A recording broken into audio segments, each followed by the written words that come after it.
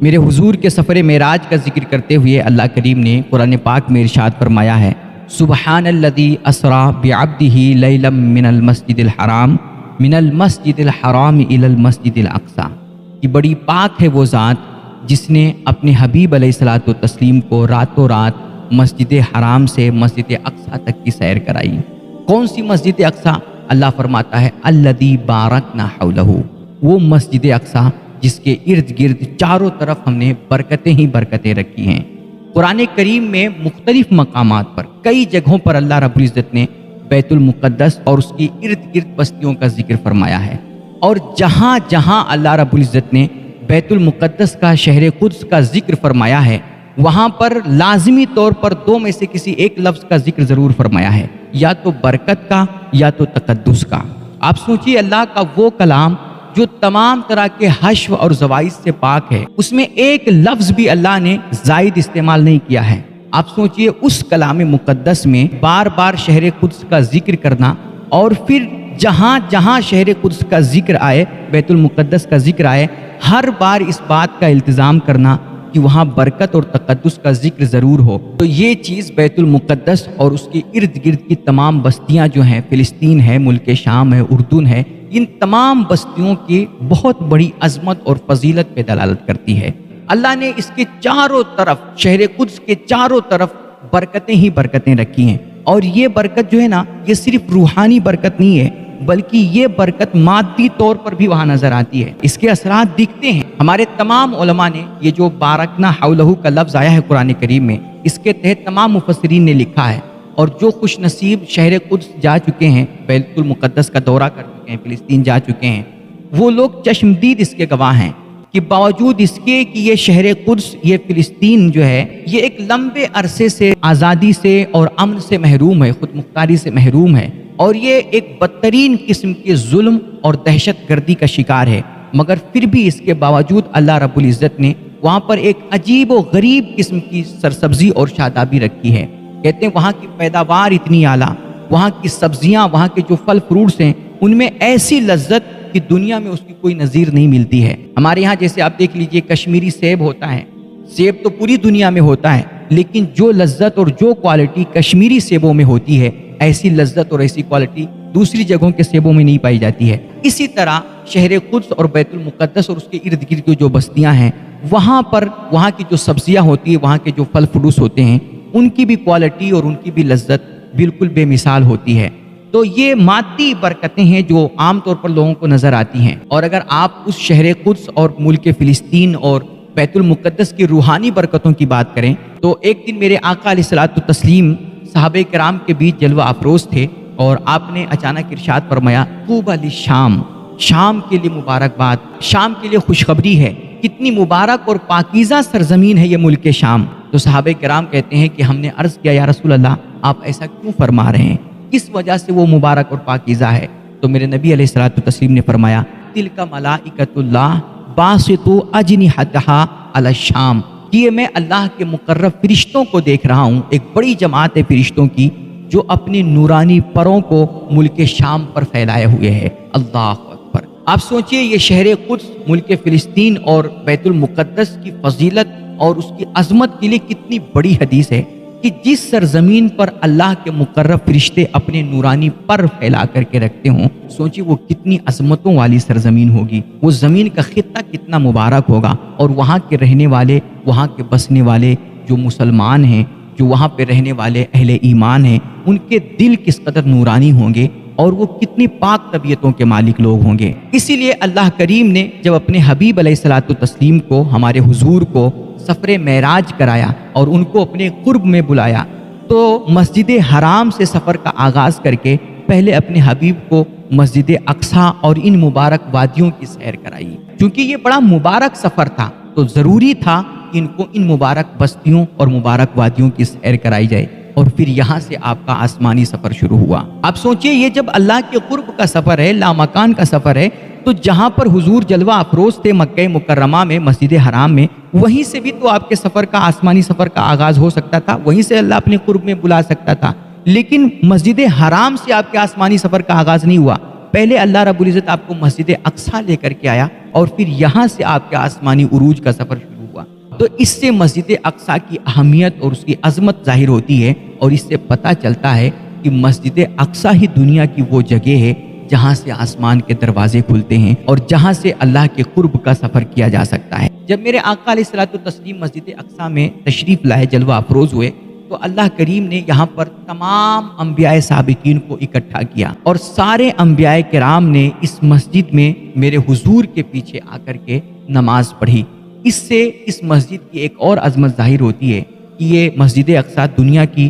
وہ واحد مسجد ہے جہاں پر تمام انبیاء نے ایک ساتھ جمع ہو کر کے نماز پڑھی ہے۔ باقی دنیا میں کسی مسجد کو یہ عظمت حاصل نہیں ہے، یہ انفرادیت ہے مسجد اقصیٰ کی۔ یہ دنیا کی واحد مسجد ہے جہاں پر تمام انبیاء نے نمازیں پڑھی ہیں، اور اس سے پہلے یہ انبیاء چونکہ نبیوں اور رسولوں کا گہوارہ رہ چکی ہے، یہ اللہ کی نبوت اور رسالت کا سرچشمہ رہی ہے۔ اس کے گودوں میں بڑے بڑے انبیاء پلے ہیں، اس کی گلیوں میں بڑے بڑے نبی کھیلے ہیں، اور وہ اس کی گلیوں میں پروان چڑھے ہیں۔ تو یہ بڑی عظمتوں والی سرزمین ہے۔ اور پھر جب میرے حضور علیہ الصلوۃ والتسلیم نے سفر معراج میں اس مسجد میں آ کر کے تمام انبیاء کو امامت کرا دی، اور حضور نے جب یہاں پر سجدہ کر لیا نا، اسی دن سے پورے عالم اسلام کے مسلمانوں کی اور قیامت تک پیدا ہونے والے تمام مسلمانوں کی آستھائیں اس مسجد اقصیٰ سے جڑ گئیں، اور بیت المقدس شہر فلسطین اور اس کے ارد گرد کی تمام بستیوں سے ان کا ایک قلبی اور جذباتی لگاؤ ہو گیا۔ اور میرے آقا علیہ الصلوۃ والتسلیم بھی زندگی بھر اس بیت المقدس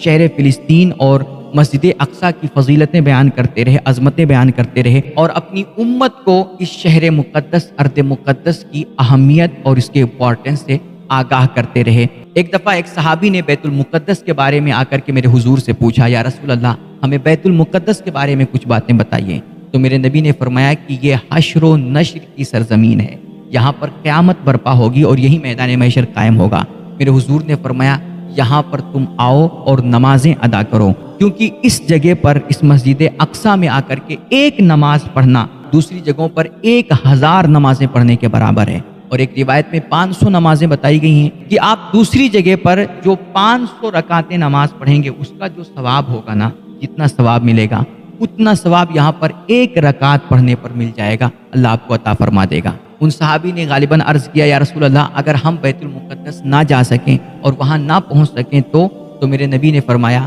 اگر تم بیت المقدس نہ جا سکو تو کم سے کم وہاں پر مسجد اقصیٰ میں، بیت المقدس میں جو چراغ جلتا ہے، اس چراغ میں جلنے کے لیے تم تیل ہی ہدیتاً بھیجوا دیا کرو۔ یعنی کہنے کا مطلب کیا کہ کسی بھی طرح، جس طور پر بھی ہو سکے، تم بیت المقدس سے اپنا رشتہ استوار کرو اور وہاں کی سرزمین سے تم اپنا تعلق جوڑو۔ وہاں کے جو مسلمان ہیں، وہاں کے جو رہنے بسنے والے لوگ ہیں، ان سے تم قلبی لگاؤ رکھو، ان کے درد کو اپنا درد سمجھو، ان کے دکھ کو اپنا دکھ سمجھو۔ آج شہر فلسطین پر جو ظلم ہو رہا ہے اور اسرائیل کی طرف سے وہ جس طرح کی دہشت گردی اور ٹیررزم کا شکار ہیں، یہ ہمارا دینی اور ملی فریضہ ہے کہ ہم اپنے ان بھائیوں کے لیے جتنا ہم سے ہو سکے، اگر ہم ان تک امدادی کمک پہنچا سکتے ہیں، امدادی چیزیں پہنچا سکتے ہیں، تو ہم ان کی جس طور پر بھی ہو سکے مدد کریں۔ اور اگر کچھ نہیں کر سکتے تو کم سے کم ہر نماز کے بعد اپنے ان فلسطینی بھائیوں کو اپنی دعاؤں میں یاد رکھیں، ان کے حق میں اللہ کی نصرت اور مدد طلب کریں، ان کی فتح و کامرانی اور ان کی آزادی کے لیے دعائیں کریں۔ یہ ہمارا دینی، ملی اور سب سے پہلے انسانی حق ہے، انسانی فریضہ ہے۔ یار اگر ہم سنیں کہ آج غزہ پٹی پر اسرائیلیوں نے بم برسائے، میزائلوں سے ان کو اڑا دیا، اور اتنے 100 لوگوں کی، 10 لوگوں کی، 5 لوگوں کی جانیں چلی گئیں اور ہمارے مسلمان بھائی شہید ہو گئے، اور یہ سب سننے کے بعد شام کو دسترخوان پر ہمارے کھانے کا ایک لقمہ اگر کم نہیں ہوتا ہے تو میرے بھائی معاف کیجیے گا، آپ کا ضمیر مر چکا ہے، آپ کے اندر انسانیت نہیں ہے۔ تو یہ ہمارا انسانی فریضہ ہے کہ ہم اپنے ان بھائیوں کو اپنی دعاؤں میں یاد رکھیں، ان کے فتح و کامرانی کی دعا کریں، اور اگر ہو سکے، جس طور پر بھی ہو سکے، ہم ان کی مدد کریں۔ مسجد اقصیٰ اور بیت المقدس کی فضیلت کے تعلق سے میرے حضور کی بے شمار حدیثیں ہیں، بے شمار آپ کے فرامین موجود ہیں۔ ایک دفعہ میرے نبی علیہ الصلوۃ والتسلیم نے ارشاد فرمایا اس کی عظمت بیان کرتے ہوئے کہ جب مسجد اقصیٰ یہ وہ مسجد ہے کہ جس کی بنیاد حضرت داؤد علیہ السلام نے ڈالی تھی۔ ایک دفعہ تو اس کی تعمیر پہلے فرشتوں کے ذریعے سے ہو چکی تھی، اور پھر دوسری مرتبہ جب اس کی تعمیر ہوئی تو بنیاد حضرت داؤد نے ڈالی، اور اس مسجد کی تکمیل حضرت سلیمان علیہ الصلوۃ والتسلیم نے فرمائی۔ کہتے ہیں کہ جب حضرت سلیمان علیہ الصلوۃ والتسلیم نے اس مسجد کو تعمیر کر دیا مکمل طور پر۔ تو اس کی تعمیر مکمل کرنے کے بعد حضرت سلیمان علیہ الصلوۃ والتسلیم نے اللہ کی بارگاہ میں 3 دعائیں کی۔ آپ نے اللہ سے 3 دعائیں مانگی۔ پہلی دعا آپ نے عرض کی، میرے مالک مجھے ایسی فیصلے کی قوت نصیب فرما کہ میں دنیا میں جو بھی فیصلے کروں اور جو بھی حکم سناؤں، ہر حکم میرا، ہر فیصلہ تیرے حکم اور منشا کے مطابق ہو، تیری مرضی کے مطابق ہو۔ اور دوسری دعا آپ نے کی، اے اللہ مجھے اس سرزمین پر ایسی بادشاہت اور سلطنت نصیب فرما کہ پھر میرے بعد دنیا میں کسی کو ایسی بادشاہت اور سلطنت نہ ملے۔ اور تیسری دعا جو حضرت سلیمان علیہ الصلوۃ والتسلیم نے اللہ کی بارگاہ میں کی تھی وہ یہ تھی کہ اے میرے مالک یہ جو مسجد اقصی میں نے تعمیر کی ہے، اے اللہ اس کو جو میں نے بنایا ہے، اس مسجد کو تو وہ مقام بخش دے، وہ عظمت بخش دے کہ پوری دنیا سے کوئی بھی شخص اگر اس مسجد میں صرف نماز پڑھنے کی غرض سے آئے، اس کا کوئی مقصد نہ ہو، صرف بیت المقدس اس لیے آئے کہ اسے مسجد اقصی میں نماز پڑھنی ہے، جو یہاں پر صرف نماز پڑھنے کی غرض سے آئے، اے اللہ تو اسے گناہوں سے ایسے ہی پاک فرما دے جیسے وہ اس دن پاک تھا جس دن وہ اپنی ماں کے پیٹ سے پیدا ہوا تھا۔ یہ حدیث بیان کرنے کے بعد میرے نبی علیہ الصلوۃ والتسلیم نے اس کے نیچے ایک چھوٹا سا کمنٹ کیا، تبصرہ کیا۔ آپ نے فرمایا کہ حضرت سلیمان کی جو پہلی جو 2 دعائیں ہیں، یعنی وہ فیصلہ کرنے کی قوت اور سلطنت اور بادشاہت، یہ 2 دعائیں تو یقینی طور پر قبول ہوئی ہیں، اور یہ جو تیسری دعا ہے تمام طرح کے گناہوں سے بخشش اور آلائشوں سے پاک کرنے کی، تو یہ دعا مجھے امید ہے کہ اللہ نے اسے بھی قبول کر لی ہوگی اور اس کا اثر انشاءاللہ قیامت کے دن دکھے گا۔ بیت المقدس اور اس کے ارد گرد کی جو بستیاں ہیں اور جو علاقے ہیں، یہ بڑی مبارک بستیاں، بڑے مبارک علاقے ہیں۔ ان کو اللہ رب العزت نے قدرتی طور پر تمام طرح کے فتنوں، بے حیائیوں اور برائیوں سے پاک رکھا ہے۔ ظاہر سی بات ہے ان کے اوپر جب نورانی فرشتوں کے پر تنے ہوتے ہیں اور ان پر اللہ کی خاص تجلیاں ہوتی ہیں، رحمتیں اترتی ہیں، تو وہاں پر برائیوں، بے حیائیوں اور فتنوں کا امکان کیسے ہو سکتا ہے؟ میرے نبی علیہ الصلوۃ والتسلیم ارشاد فرماتے ہیں کہ جب ساری دنیا میں بے حیائیاں عام ہوں گی، ہر طرف فتنے ہی فتنے ہوں گے، اور لوگوں کا، پوری دنیا کا ایمان سے رشتہ جب کمزور پڑ جائے گا، اس وقت تمہیں خالص اور مضبوط ایمان کہیں ملے گا نا، تو وہ ملک شام میں ملے گا۔ یہ مسند احمد بن حنبل کی حدیث ہے۔ حضور فرماتے ہیں الا وان الایمان حین تقع الفتن بالشام، کہ جب ساری دنیا فتنوں سے بھری ہوگی، ہر طرف برائیاں ہی برائیاں، ہر طرف بے حیائیاں ہی بے حیائیاں، اور لوگوں کا ایمان کمزور ہو چکا ہوگا، اس وقت تمہیں خالص اور مضبوط ایمان کہیں نظر آئے گا تو وہ ملک شام میں نظر آئے گا۔ اور ایک جگہ میرے نبی علیہ الصلوۃ والتسلیم نے فرمایا کہ میری امت کا ایک طبقہ ہوگا جو ہمیشہ حق پر قائم ہوگا، اور پوری دنیا اسے مٹانے کی کوشش کرے گی، لیکن دنیا کی کوئی طاقت اسے مٹا نہیں پائے گی۔ بلکہ آپ نے فرمایا کہ اس کی مثال ایسے ہی ہوگی جیسے دسترخوان پہ جو پلیٹ ہوتی ہے، پلیٹ کی طرح ہوگی کہ دسترخوان کے ارد گرد بیٹھنے والے جو لوگ ہوتے ہیں، ہر کوئی اس پلیٹ کی طرف لپکتا ہے اور اس میں سے کھانے کی کوشش کرتا ہے۔ حضور فرماتے ہیں میری امت کے جو اہل حق کا طبقہ ہوگا، اس کی مثال دسترخوان پہ رکھے اسی پلیٹ کی طرح ہوگی کہ پوری دنیا کفر، پورا عالم ان پر ٹوٹ پڑے گا اور ان کو مٹانے کی کوشش کرے گا، لیکن وہ کبھی مٹیں گے نہیں، انہیں کبھی دنیا ختم نہیں کر پائے گی۔ اللہ اکبر۔ پوچھا گیا یا رسول اللہ یہ اہل حق ہوں گے کہاں؟ تو میرے نبی نے فرمایا فی بیت المقدس وفی اکناف بیت المقدس، کہ یہ اہل حق جو مضبوطی کے ساتھ اپنے دین اور ایمان پر قائم ہوں گے اور دنیا جنہیں کبھی مٹا نہیں پائے گی، یہ اہل حق بیت المقدس اور اس کی اگل بغل کی بستیوں میں ہوں گے۔ اللہ اکبر۔ یار میرے حضور کی یہ حدیثیں پڑھیے اور آپ ذرا موجودہ حالات میں نا ان حدیثوں کو دیکھیے یار، کس طرح یہ پرفیکٹ اترتی ہیں بیت المقدس اور اس کی بستیوں کے رہنے والوں پر۔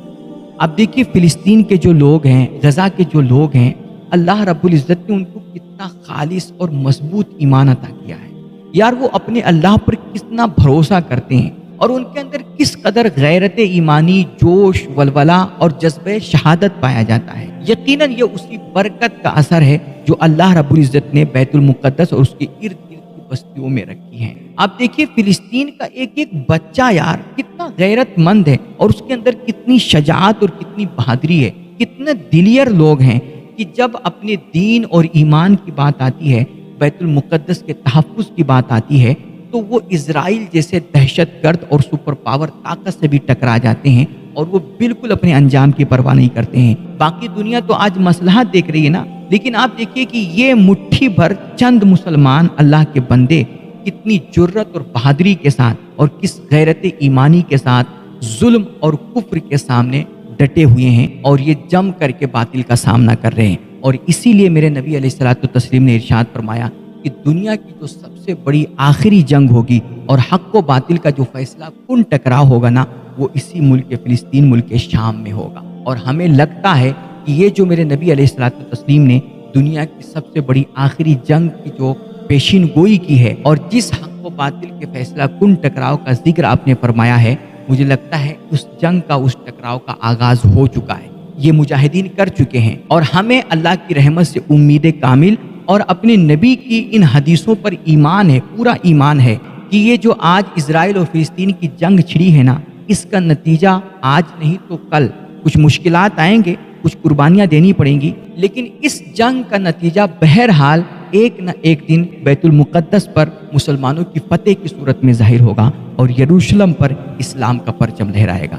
کیونکہ میرے حضور نے فرمایا ہے، یہ ترمذی شریف کی روایت ہے کہ خراسان سے ایک لشکر چلے گا، اس کے ہاتھ میں کالے جھنڈے ہوں گے اور وہ سیدھا آ کر کے اپنے جھنڈے بیت المقدس میں گاڑ دے گا، یروشلم پر اپنا جھنڈا گاڑے گا، اور دنیا کی ساری طاقتیں مل کر کے اسے روکنے کی کوشش کریں گی، لیکن کوئی طاقت اس لشکر کو روک نہیں پائے گی۔ اور کہتے ہیں اس لشکر کی قیادت امام مہدی فرما رہے ہوں گے۔ وہ لشکر مادی طور پر، فوجی طور پر اور عسکری طور پر ہر اعتبار سے بڑا مضبوط لشکر ہوگا، کوئی دنیا کی طاقت اسے روک نہیں پائے گی، اسے مات اور شکست نہیں دے پائے گی۔ وہ لشکر بہرحال فتح یاب ہوگا۔ کیوں؟ کیونکہ ایک تو وہ مادی اور عسکری فوجی طور پر ہر اعتبار سے مضبوط ہوگا، اس کی قیادت امام مہدی فرما رہے ہوں گے، اور دوسری بات کہتے ہیں کوئی لشکر کتنا بھی مضبوط ہو، کتنا بھی طاقتور ہو، لیکن کسی بھی لشکر کو مدد اور فتح اس وقت تک نصیب نہیں ہوتی جب تک اس کے پیچھے کوئی روحانی طاقت شامل نہ ہو۔ اور یہ جو لشکر ہوگا امام مہدی علیہ السلام کا،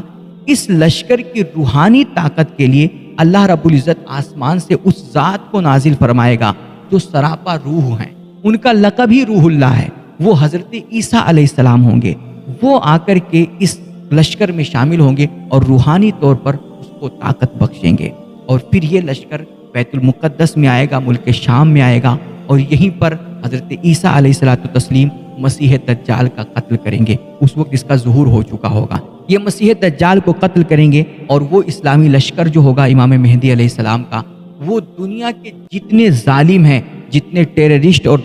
دہشت گرد ہیں آج کے، ان سب کو چن چن کر کے مارے گا، پوری دنیا سے برائیوں کا، ظلم کا، کفر کا، باطل کا خاتمہ کرے گا۔ اور بالخصوص یہ یہودی جو آج اس خطے ارض پر ظلم ڈھا رہے ہیں اور قہر بپا کیے ہوئے ہیں، ان دہشت گردوں کو چن چن کر کے مارا جائے گا۔ ایک ایک یہودی کا صفایا ہوگا، حتیٰ کہ یہودی بھاگ بھاگ کر کے، کہہ رہے ہیں حدیث پاک میں اس کا باقاعدہ ذکر ہے، یہودی بھاگ بھاگ کر کے کسی درخت کے پیچھے چھپیں گے، کسی پتھر کے پیچھے چھپیں گے، تو وہ درخت اور وہ پتھر پکارے گا کہ اے اللہ کے بندو، اے مسلمانوں، آؤ یہ میرے پیچھے یہودی چھپا ہوا ہے، اس کو ختم کرو، اس کا صفایا کرو۔ اس طرح چن چن کر کے ان ظالموں کو اور ان دہشت گردوں کو مارا جائے گا، ان کو ختم کیا جائے گا، اور اللہ کی پوری دھرتی کو ظلم، آتنک اور دہشت گردی سے پاک کر کے، صاف کر کے، اس کو عدل و انصاف سے بھر دیا جائے گا۔